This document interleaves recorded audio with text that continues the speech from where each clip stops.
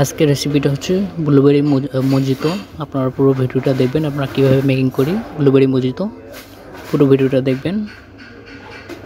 Blueberry মজিতোতে কী কী হচ্ছে দিই, কী use করি।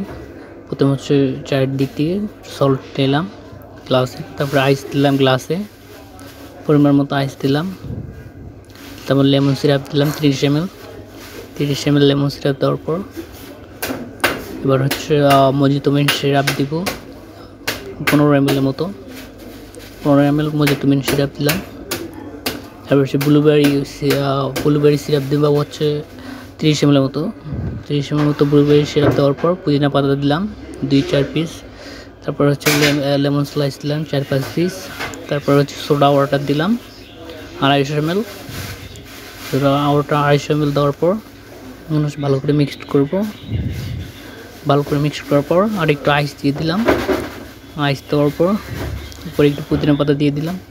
পুদিনা পাতা দেওয়ার পর আমাদের রেসিপি অলরেডি রেডি। আমাদের রেসিপি হচ্ছে রেডি হয়ে গেছে। আপনারা চাইলে বাসায় বানিয়ে খেতে পারেন এই গরমে।